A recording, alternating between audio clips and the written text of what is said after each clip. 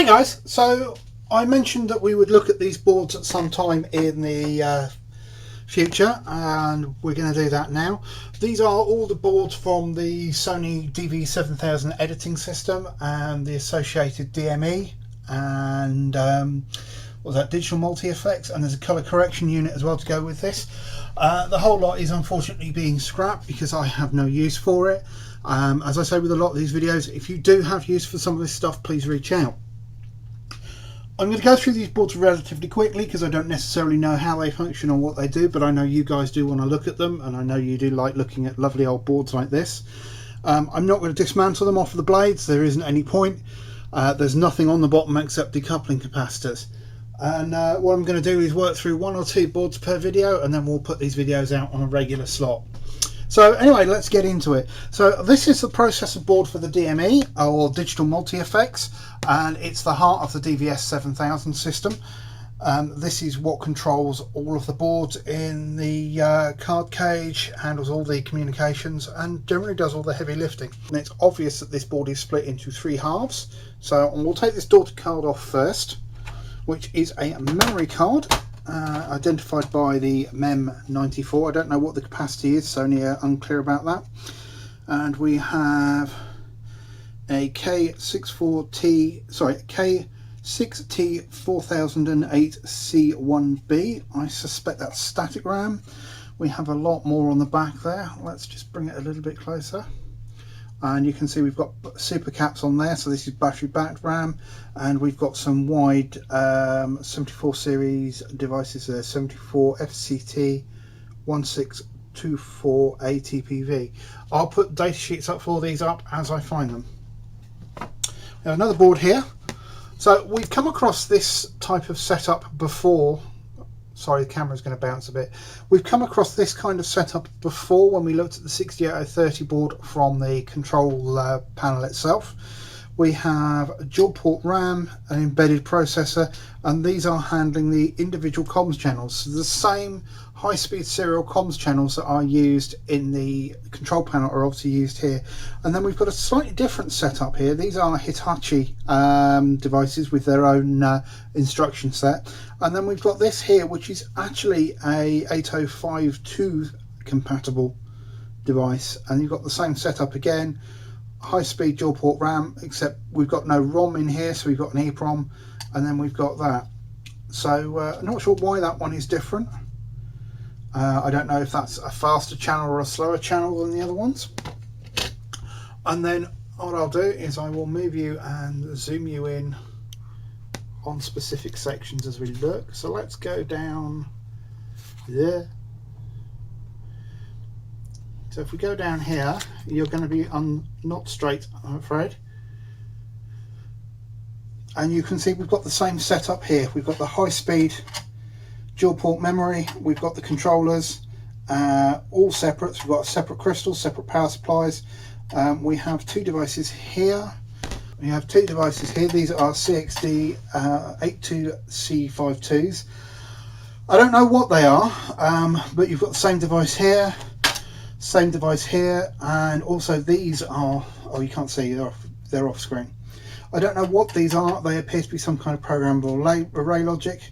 We've got bus controllers here, more bus control here, and that is a Xilinx FPGA there. This block appears on almost every board, so I can only assume this is part of the bus control scheme for this, and I'm guessing that all control signals are managed on a small subsection of serial data on this corner, because this is common to every board except, nope, it's on that board as well. Move that along. You can see the same block exists there. So let's move to another bit of the board. So this appears to be to do with clock generation and synchronization. We have an oven controlled crystal oscillator here. These are on little daughter boards to make them the same as the little 4-pin encapsulated crystals. So I assume they've done this to have better control over it. We've got reoccurrence of these Sony programmable logic devices. I cannot find any identifier on them, but that, and that are all the same device. Those are the same device, and that's a Sony custom. There's going to be a lot of Sony custom stuff on here. There's some power supply up here. There's some more down here, and I don't quite understand what the relays would do. Not sure on that one. We've got an unfitted, we've got a lot of unfitted components up here.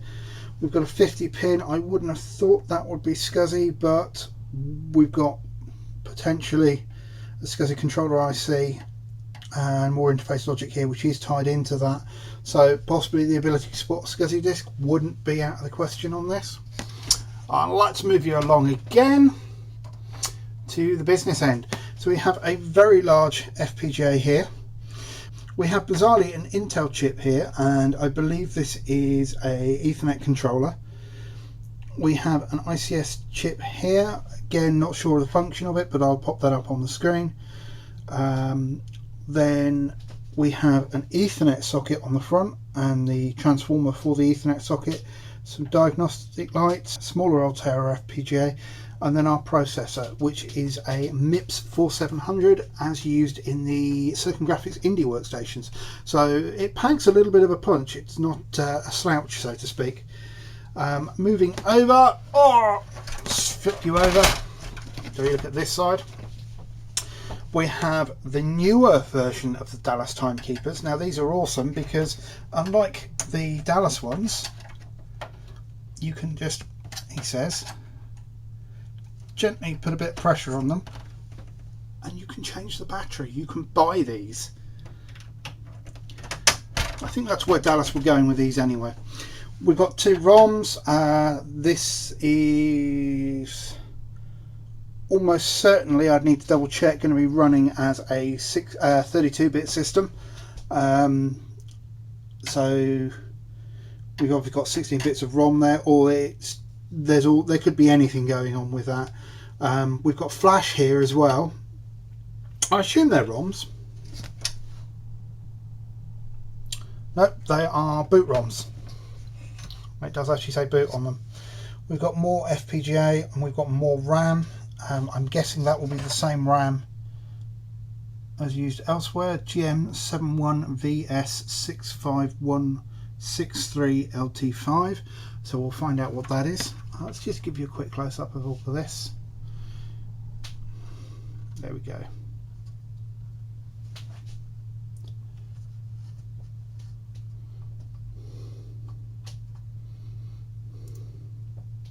I'm pretty sure that is an Ethernet controller. I will check.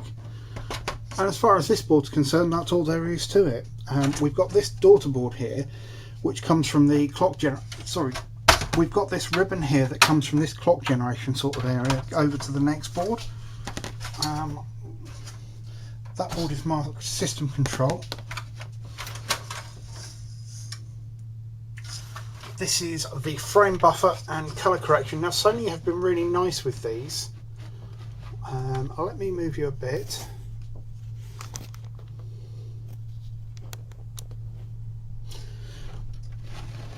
And you can see that a lot of the blocks actually have their function marked. That one's under the sticker, not so helpful. But this is the frame buffer and color correction. Obviously what these blocks do, I don't know. We've got FM2 there, whatever that does. We've got our ribbon coming in here from the processor board. We've got an expansion connector there. There are other expansion connectors lower down.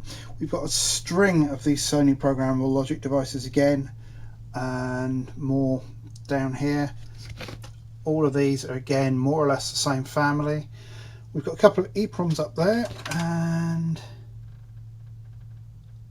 UWPEN, upper and lower enable.